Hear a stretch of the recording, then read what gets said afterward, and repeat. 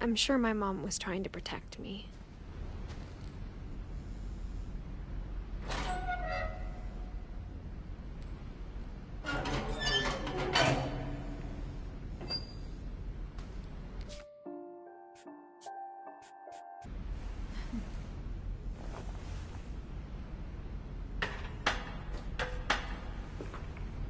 Maybe she was afraid I'd end up like Walter. But if she never told me about an uncle under the house, I can only imagine what else she was hiding. I don't want to make the same mistakes she made.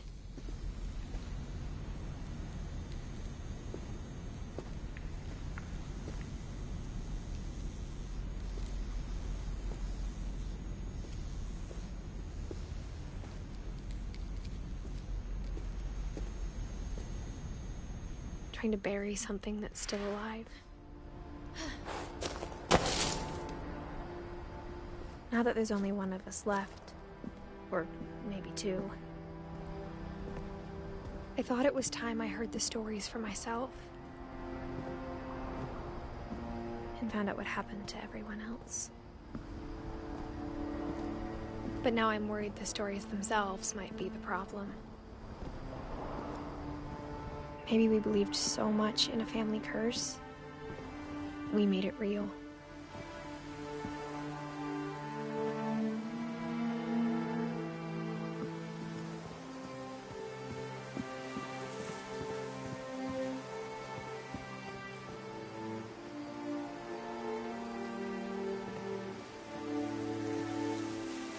I don't know if I should even be writing this.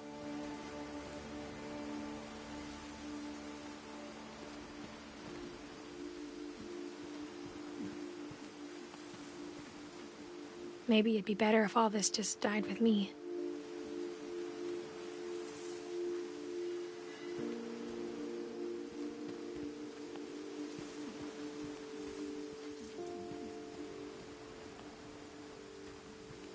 But I thought you should know about your family.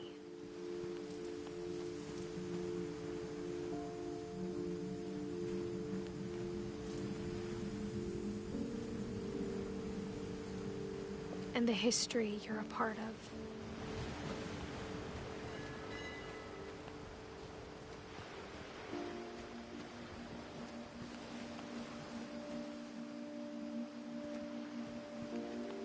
Though to be honest, I feel as lost as you probably do right now.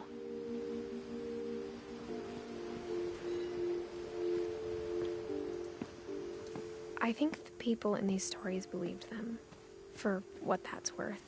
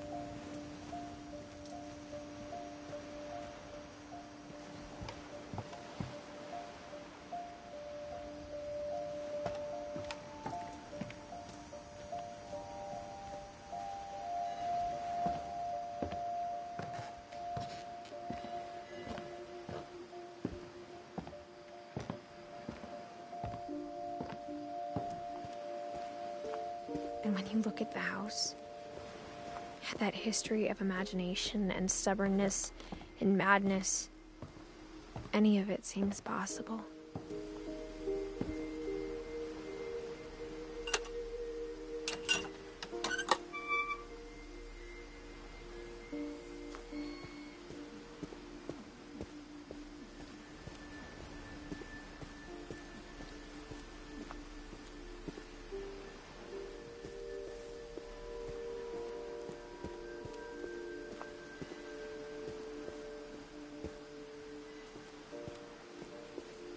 I think we've been surrounded by death for so long, we've just gotten used to it.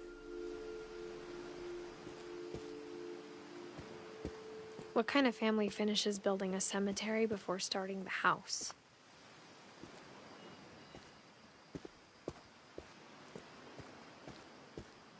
It's embarrassing for me to admit this, but the pet cemetery made me more uncomfortable than the human one. 3 of the gerbils were mine, and 2 had been my fault.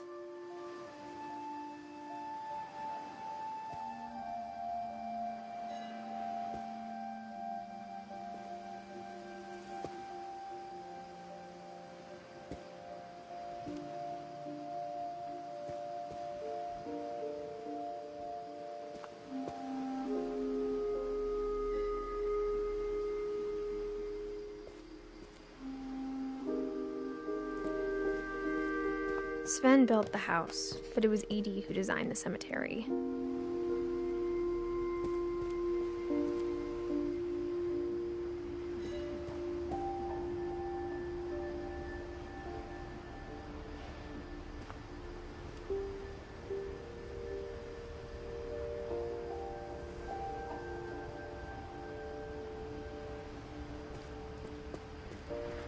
I'm sure Odin's monument had been Edie's idea. My mom was always trying to move on, but for Edie, the past never went away.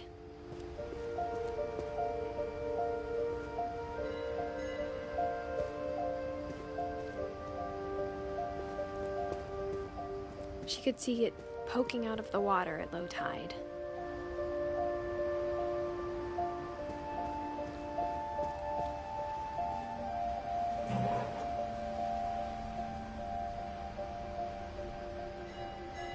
Edie said she dreamed about the old house every night.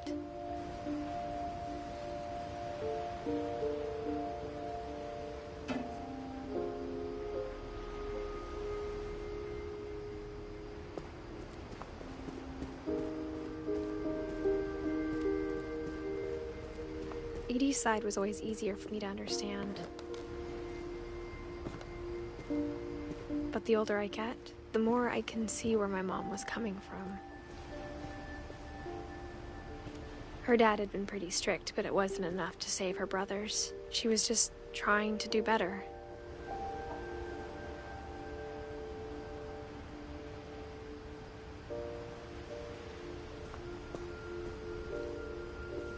She lost 2 of her brothers, just like I did. I get why she tried so hard to protect us.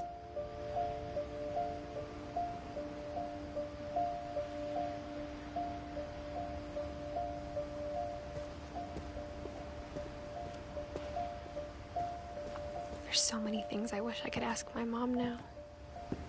Part of me thinks this is what she wanted all along. For me to come back someday and find everything out for myself.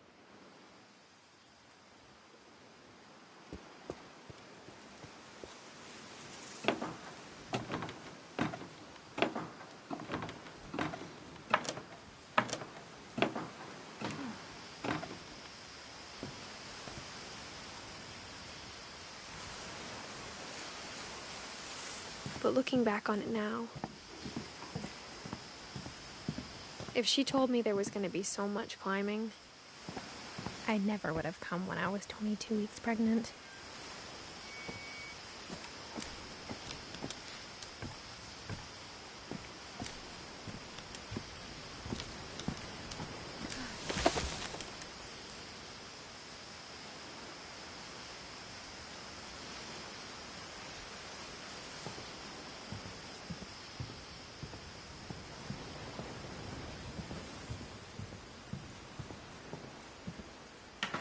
I never met Grandpa Sam, but I think he and my mom had a lot in common.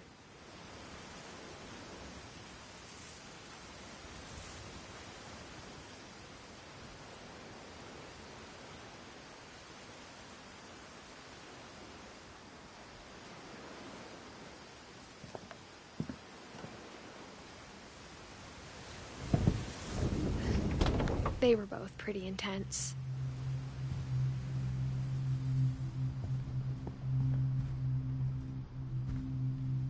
Sam spent his life shooting photos, but Mom said he got nervous being in front of the camera. I guess we're all afraid of something.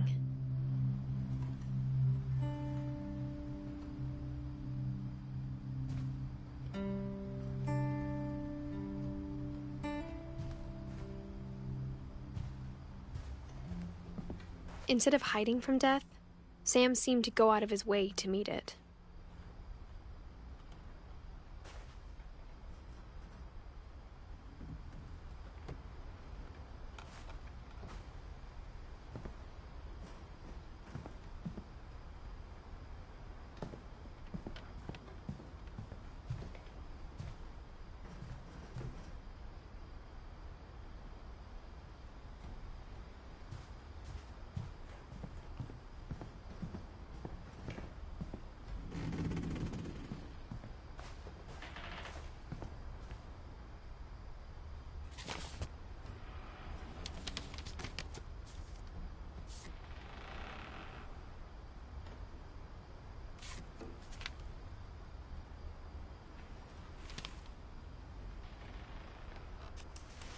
Dawn, I promise, you'll never forget this weekend.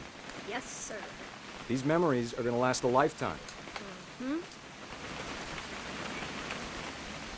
I gonna have to shoot anything? It's a hunting trip, Dawn. Shooting is strongly encouraged. Shouldn't we be leaving? Just want to get a shot of you, Dawn, then we can take off. I'm over here, Dad.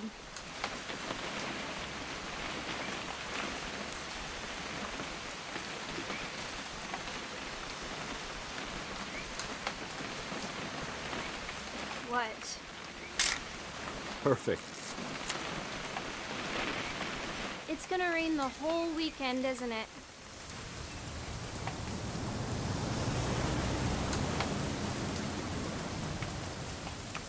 I will never forget this weekend, Dad. Okay, got it. I'm gonna take some pictures, okay? Just be careful. That camera's older than you are.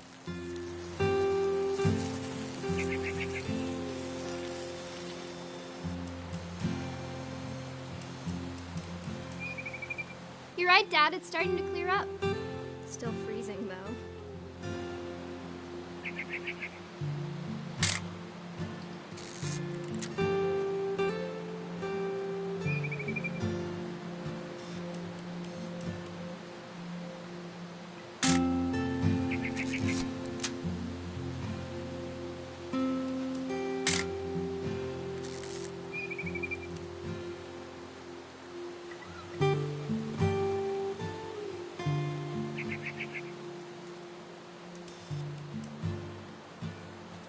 Definitely should not have drunk all that coffee. Hold still while I take a picture. Hey! That's a keeper. Nothing quite like being outside. I'm just saying, I'm not always gonna be here, Dawn. You'll need to remember this stuff, if you want to survive. I'll be fine, Dad. You know who else thought he was gonna be fine? Some guy who died. Dawn, I'm being serious. I know, Dad. You're always serious. Doesn't being out here make you want to chill out? Well, to tell you the truth, I haven't been out here in 20 years.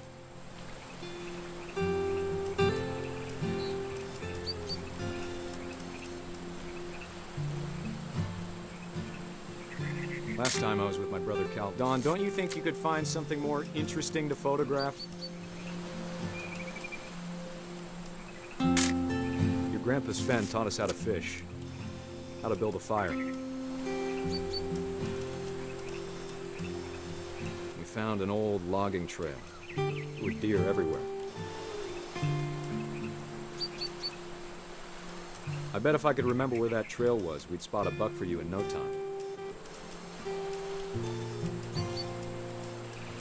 Give me a minute to check the map.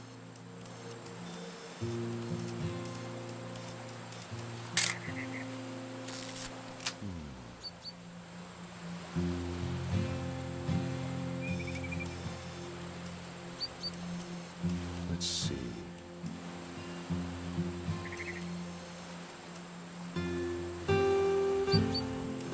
Maybe.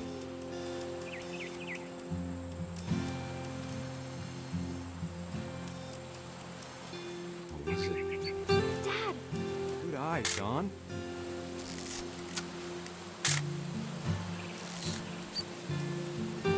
Before you take the shot, let me get a picture of you.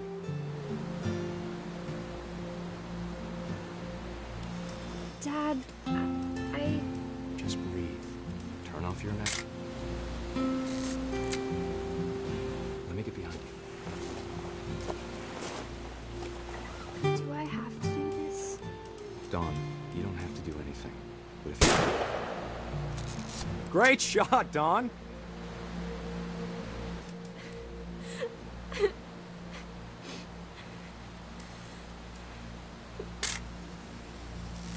I'm proud of you, Dawn.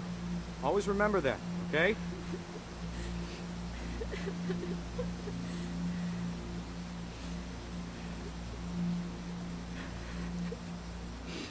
Sorry, Dawn. Just gotta reset the timer.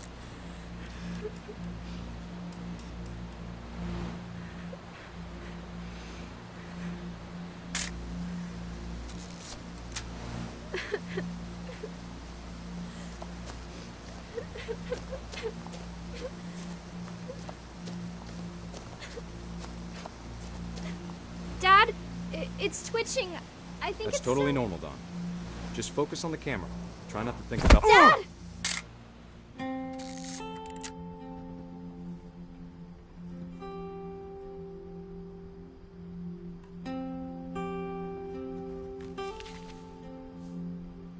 Of all these stories, that's the one I wish most that my mom had told me.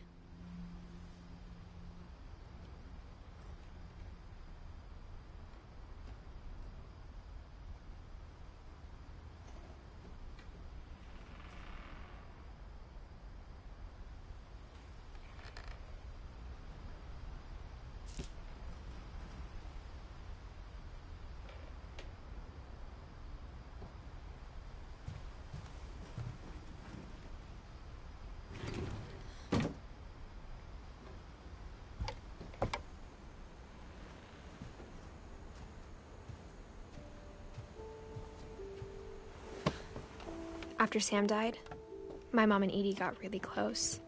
They'd both lost a lot.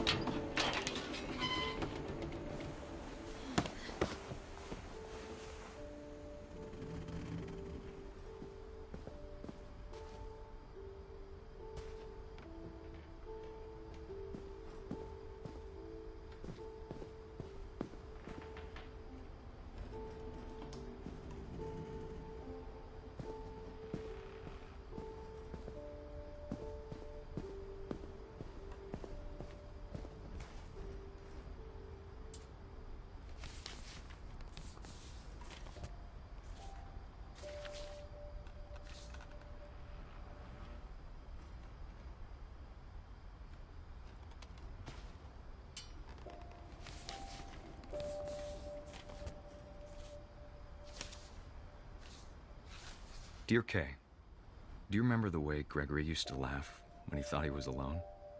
Like something funny was happening, but only he could see it.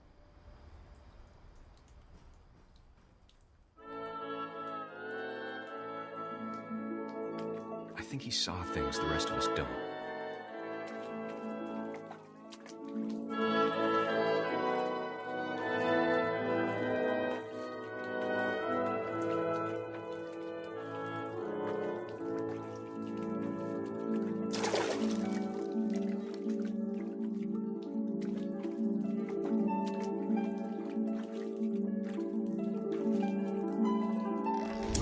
Time's over, Gregory. It's time to... Hold on, sweetie. Hello? Sam, I told you I don't want to talk right now. I wonder what he saw.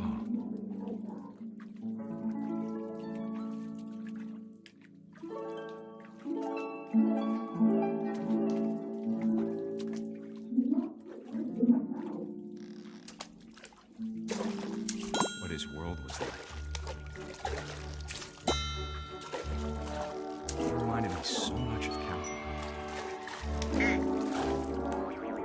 Lost in his imagination. Whatever it was he saw, it sure made him happy.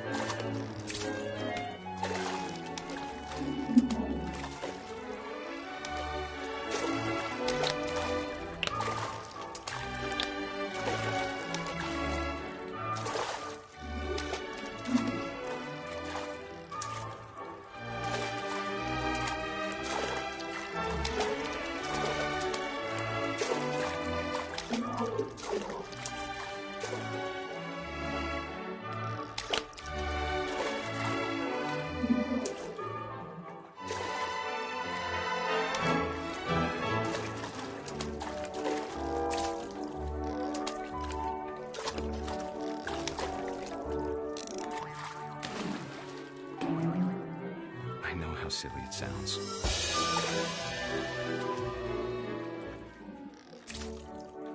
But I worried about a baby being too happy.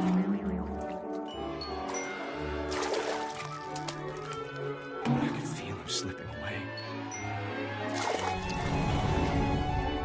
Sorry about that, Gregory. I know you did everything you could. Maybe if I hadn't called that night. Damn it. Hold on, I don't want Gregory to hear this.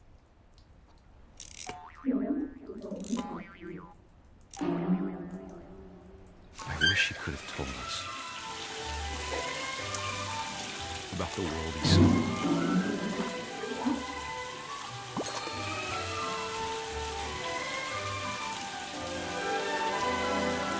There's so much I don't understand about Gregory, about everything.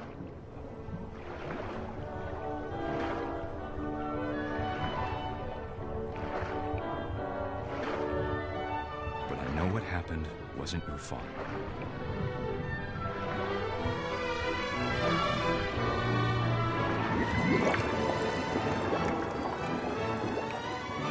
I'm sure he's happy.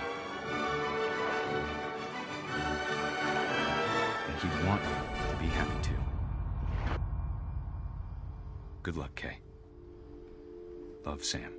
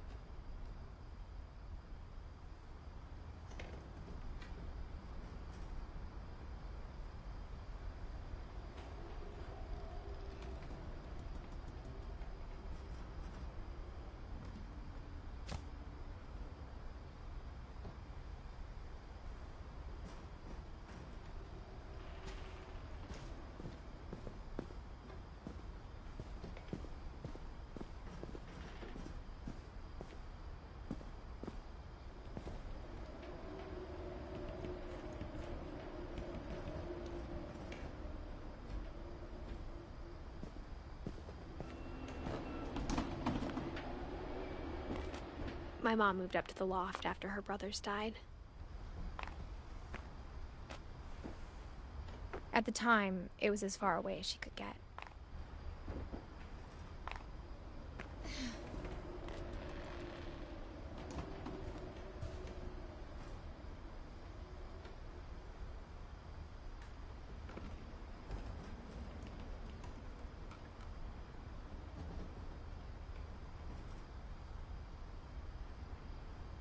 I can't imagine what it was like for her to lose 2 sons after she'd already lost 2 brothers.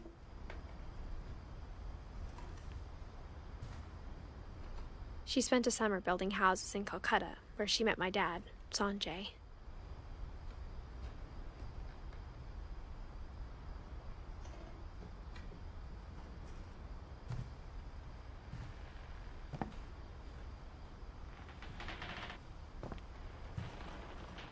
Religion was another thing my mom never talked about, but I think it helped her a lot after her dad died.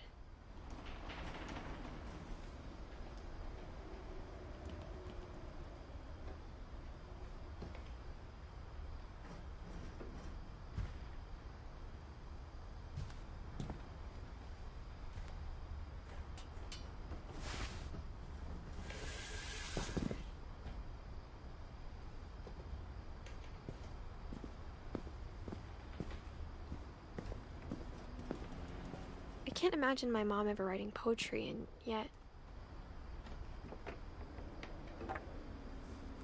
A poem for Gus, who always said the wedding was a bad idea. Our father never hit us kids, at least not very hard, before the day my brother said with teenage disregard that he'd be dead before he'd see a wedding in our yard.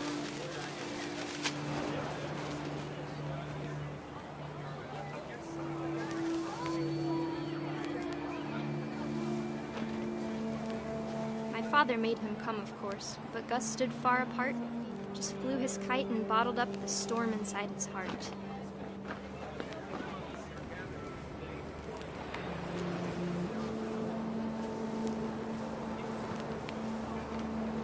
I tried to talk him out of it, but though he'd never met her, "We don't need a stepmom," were the words that I now pronounce you husband and wife. You may kiss the bride.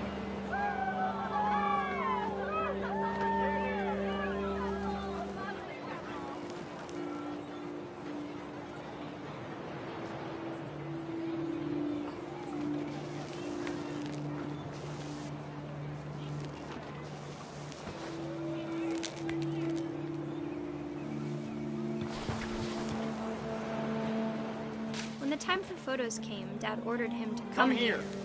But Gus declined, and as a sign held up his middle finger.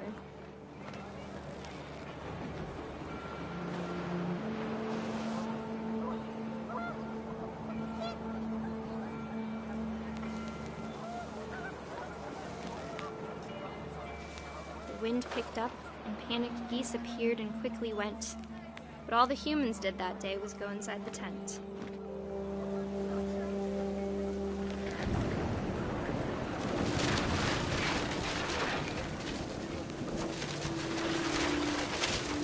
Rain came down in buckets then, but no one seemed afraid that nature might destroy the tent our dad had crudely made.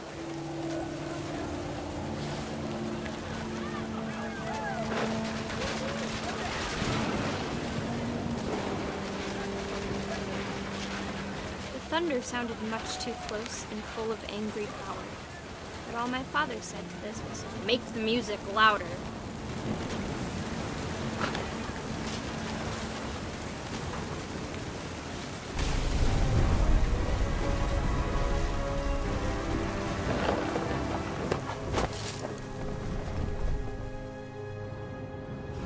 I wish that I could truly say I thought about you on that day.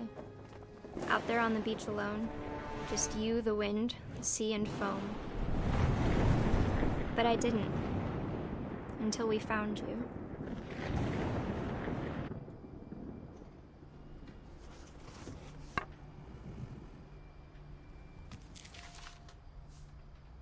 She never talked about him, but Mom told me once if I was a boy, they were going to name me Gus.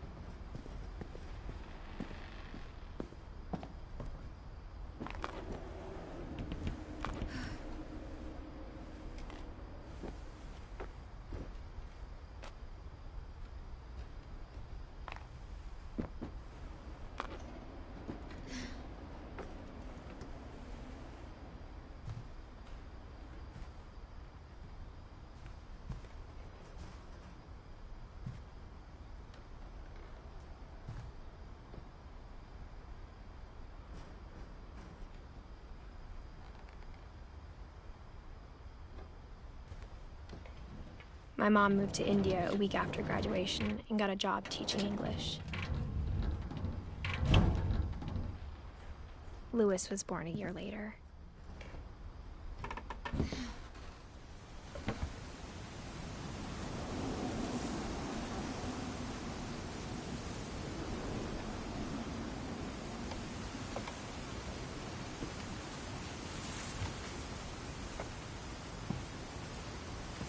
When my dad died, I don't think Mom knew where else to go.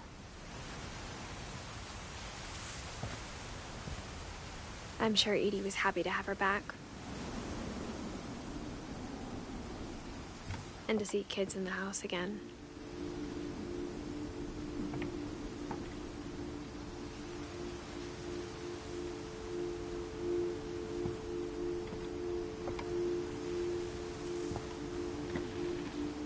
The house had to get a little bigger, but Edie was used to that.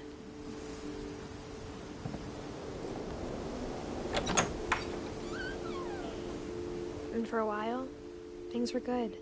Almost normal.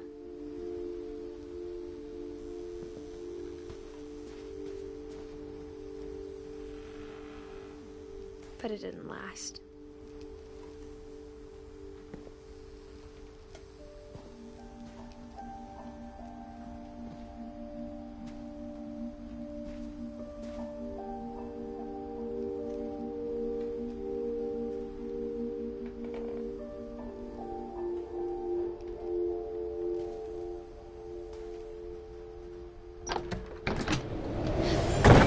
The beginning of the end was Milton's 10th birthday, when Edie gave him a castle.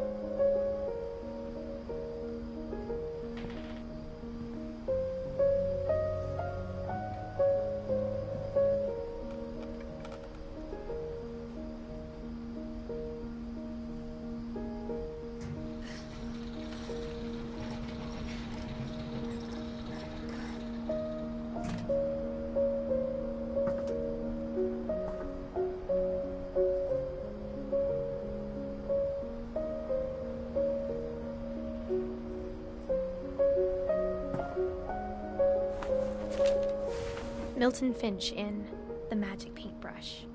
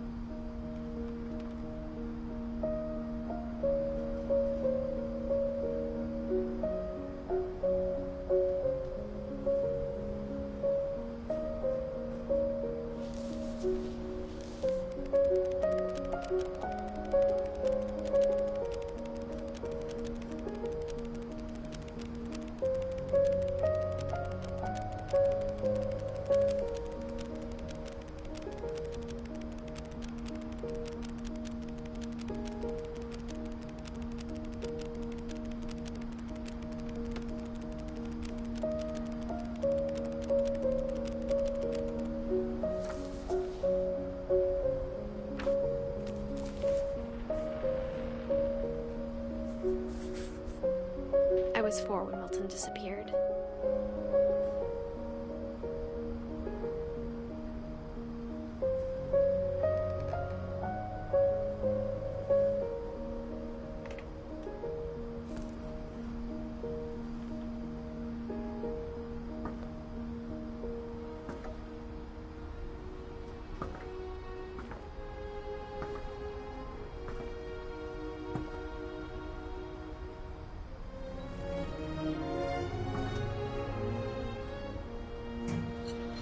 Mom spent months searching for my brother. Then she sealed the doors.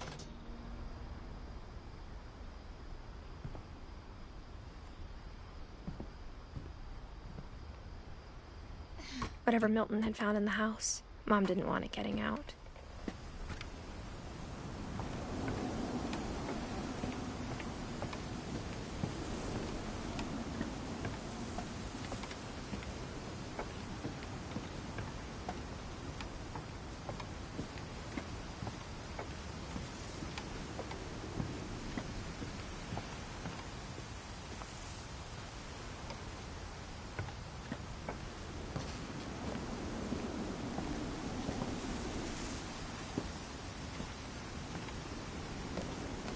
Mom definitely blamed Edie, but I think Lewis blamed himself.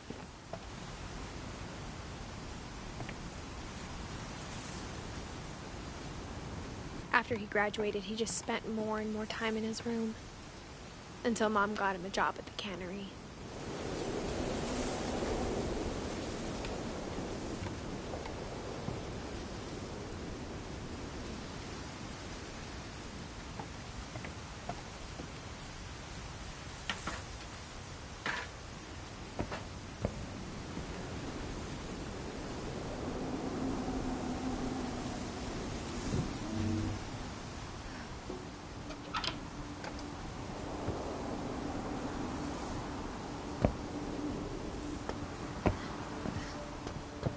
Lewis's room smelled very, very familiar.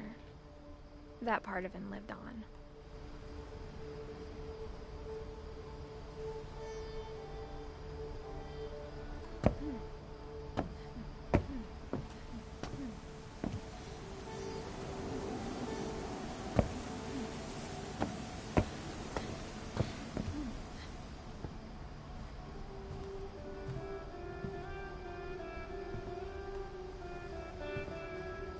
Lewis and I spent a lot of time playing games together, but he was surprisingly bad at them.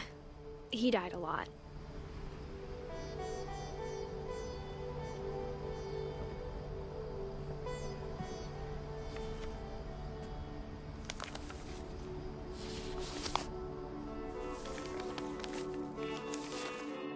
Dear Mrs. Finch, as Lewis's psychiatrist, I can understand your desire for an explanation.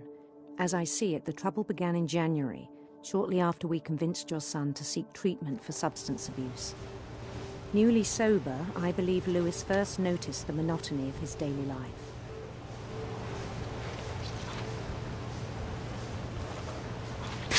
He kept working at the cannery.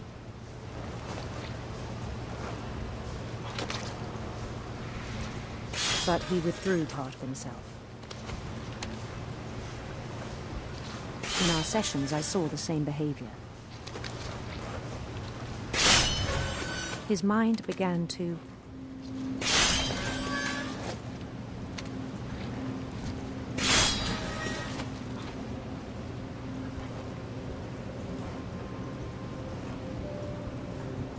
wander.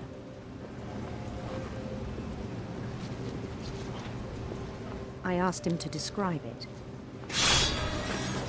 He said he started small, imagining a labyrinth.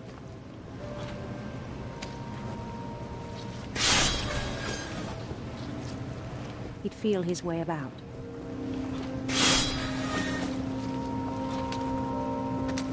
Then something moved. Bats and toads.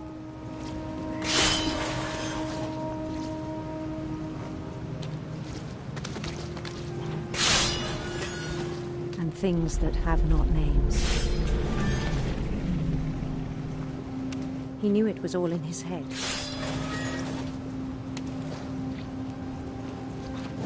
But he took it very seriously. I had hoped he'd find himself.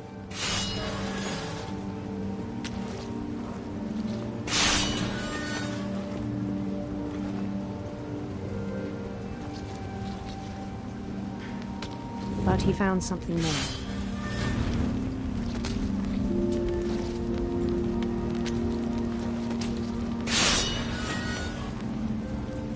I worried about him then, daydreaming at the cannery.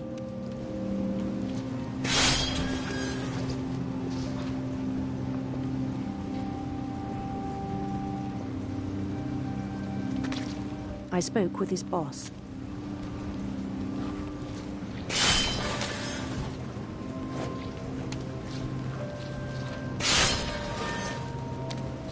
But he said Lewis had become a model employee. Methodical, tireless, focused. Like a whole new Lewis. So I let him go on.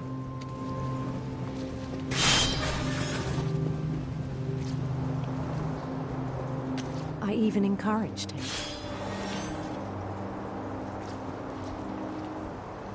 It seemed very promising at first. He told me he'd made a new friend.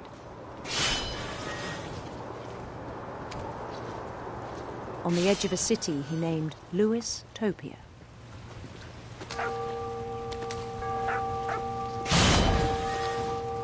He built the city up slowly, brick by brick. Then he made musicians.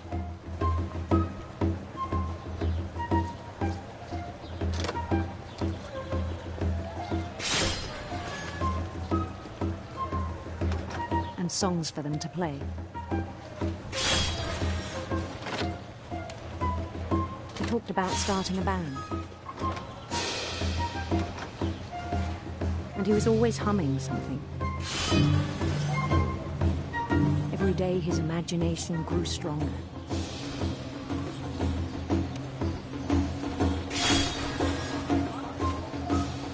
He no longer spoke at the cannery.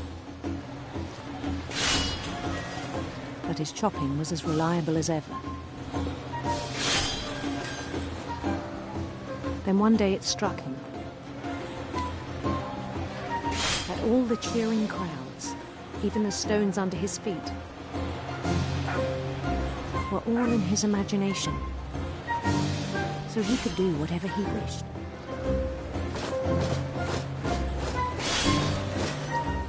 He held an election for mayor. And he won. They begged him to stay, but his mind was already wandering. It became a game for him.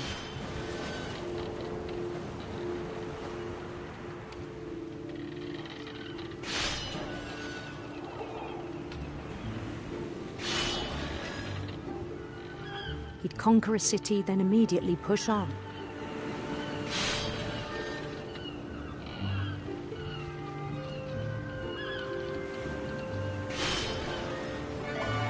New Louisville.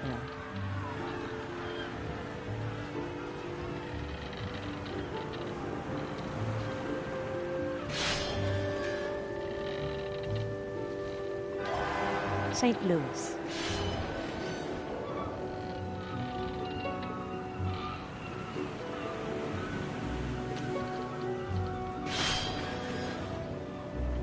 He started drifting away from our reality.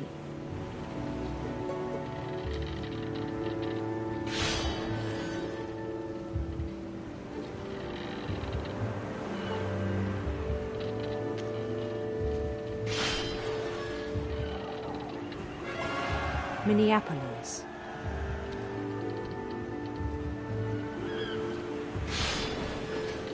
Until one day he forgot to go home from the cannery. Even as his mother pleaded with him, part of Lewis kept sailing on.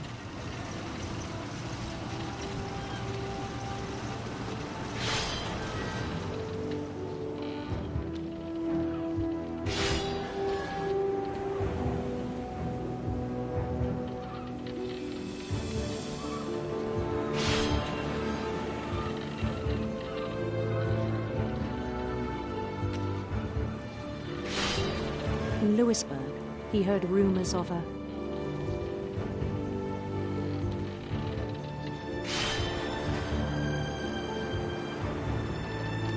handsome queen.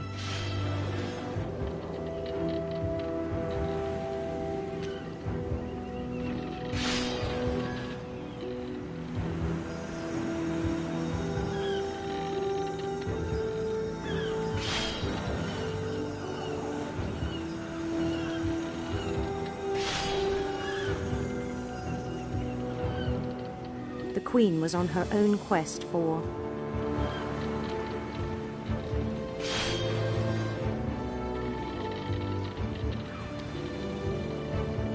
radiant rainbows.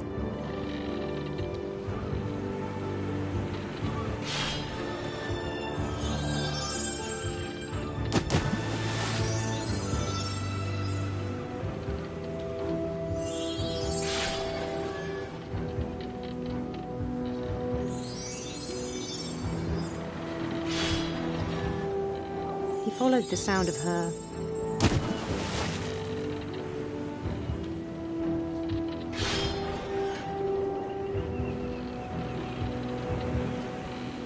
silver harp.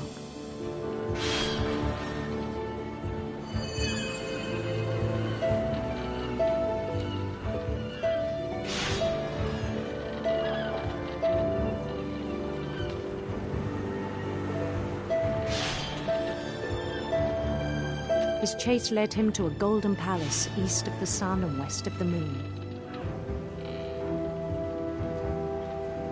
Even then, his logic remained sound.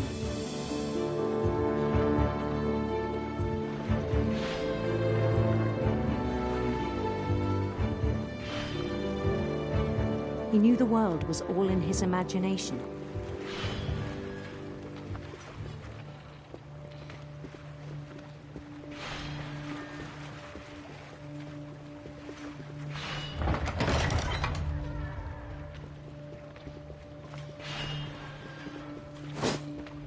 But he was so proud of having created it.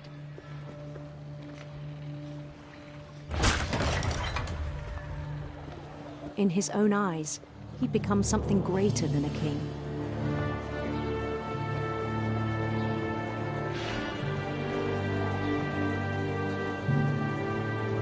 For someone who'd never known success in the real world, I think it was overwhelming.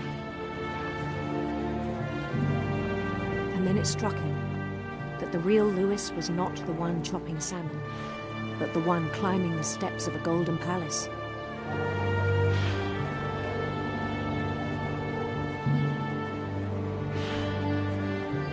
My imagination is as real as my body, he told me. It was hard to argue with him.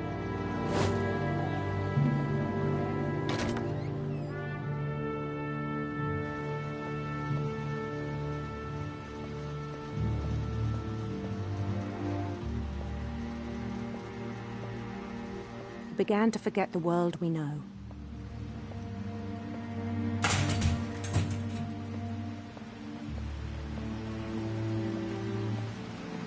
I think it pained him to remember Lewis, the cannery worker.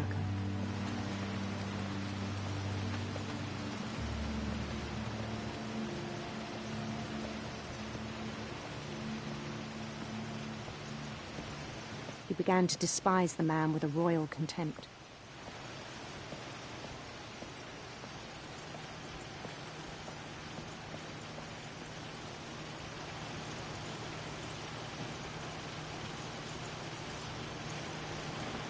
I still thought I could save him. Even after he said he was being crowned king over all the lands of wonder. The palace would be packed with his companions.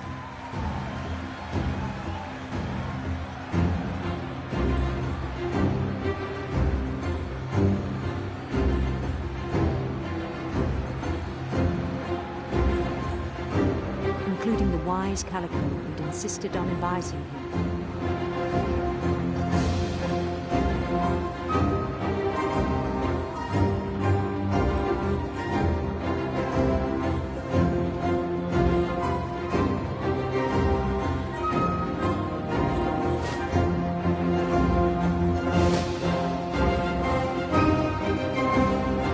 His queen waited, holding his crown.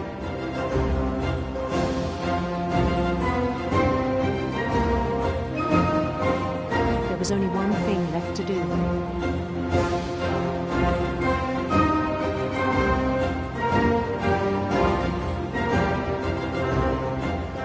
Bend down his head.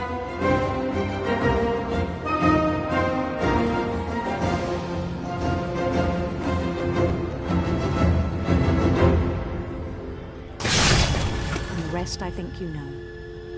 Mrs. Finch, your son was a kind man who will be missed by all of us who knew him.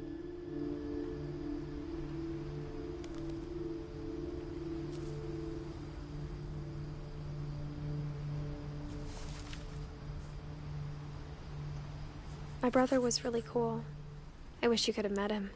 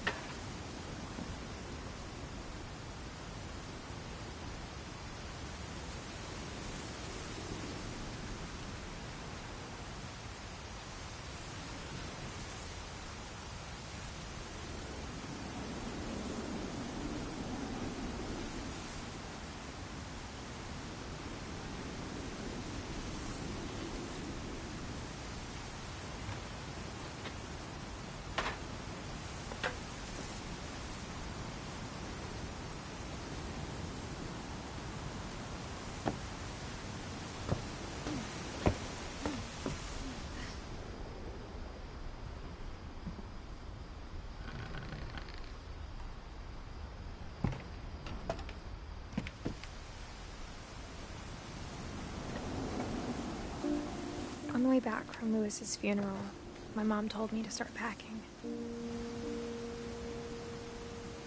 She waited until the day before we left to tell Edie.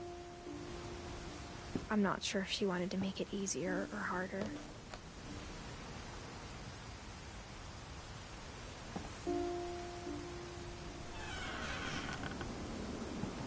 I wish we'd stayed.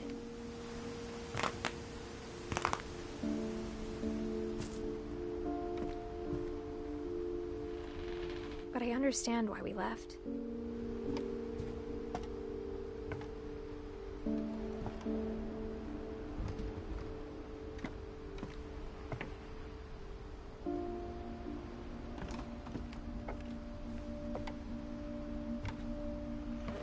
My mom ended up leaving everything behind.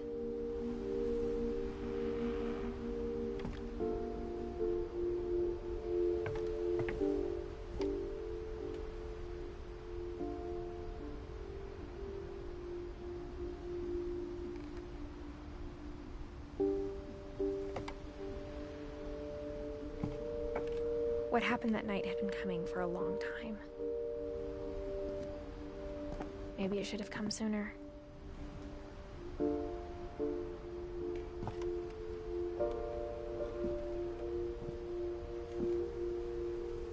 But it had to end one way or another. All that's left now is to tell you about that last night.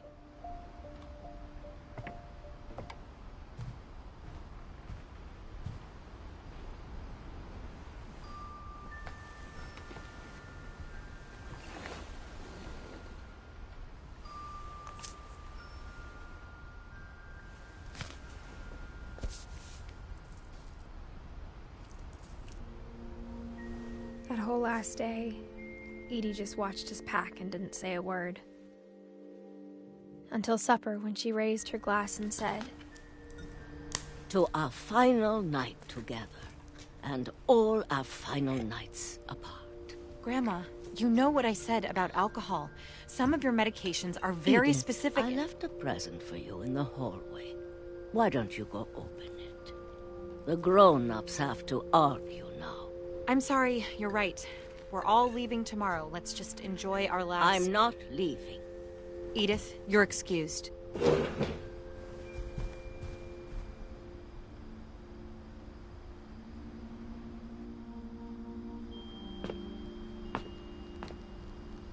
the power had been shut off that morning, but Edie always had plenty of candles. When my mom sealed the library, I don't think she knew about the other entrance. Or that Edie had a key to it.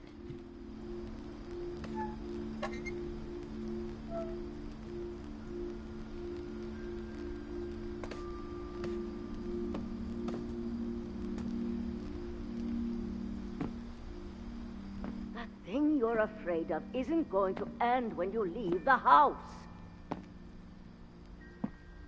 Edith has a right to know these stories.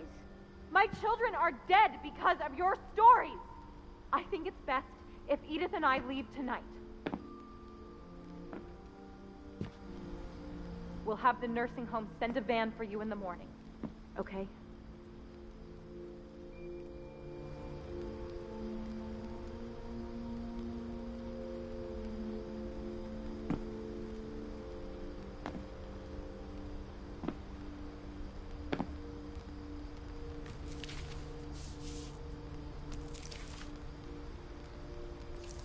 Dear Edith, there's so many stories I wish I could tell you, but there's only time for one.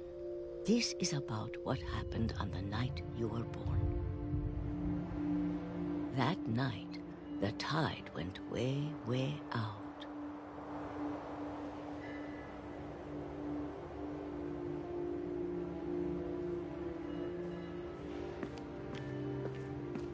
It was the first and last time I ever saw the old house aground. There'd been an earthquake out in the middle of the ocean. They called it the lowest tide in 1,000 years. God, it smelled awful. You know, I've seen that house every day of my life.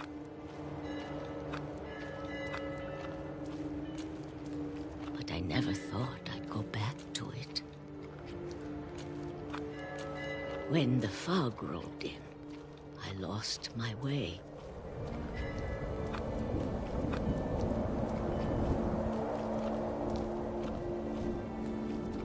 I got turned around.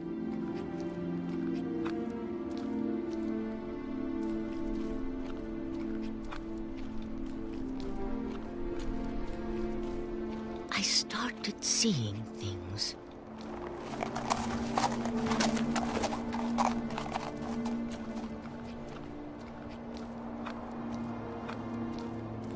Things I'd forgotten had ever existed.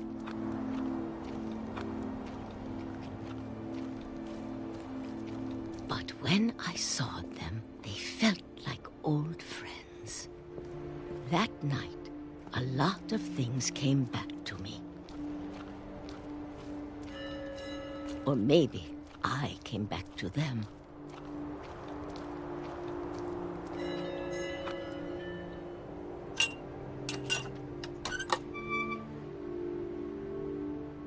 Things I can't explain, but that I need you to try and... Edith, what are you doing in here?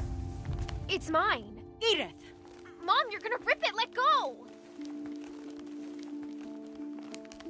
I kicked and screamed, but Mom dragged me to the car.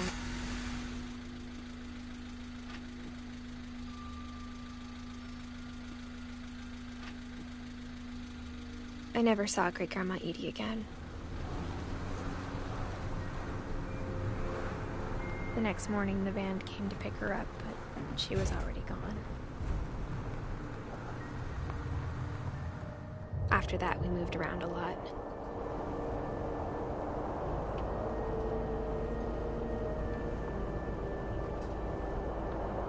We both tried to make the best of it.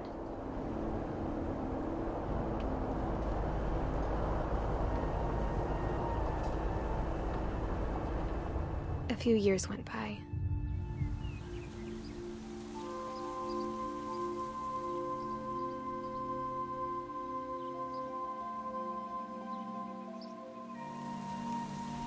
My mom doesn't like to talk about it. But she started getting sick a lot. The rest happened pretty quickly.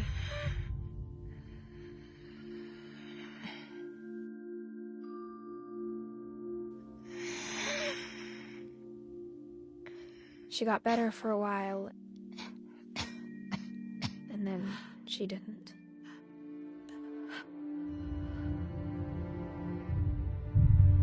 And then I was alone. The last Finch left alive.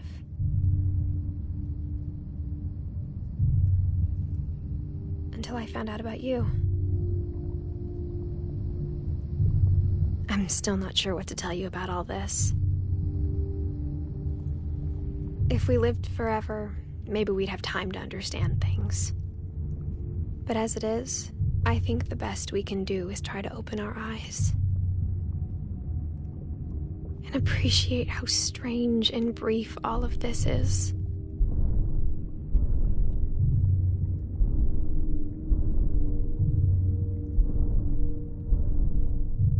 This journal was supposed to be for you.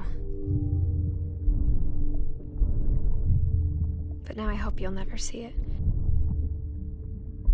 I just want to meet you and tell you all these stories myself. But I guess if you're reading this now, things didn't work out that way.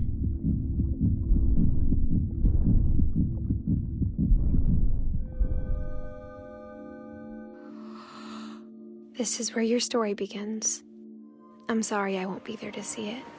It's a lot to ask, but I don't want you to be sad that I'm gone.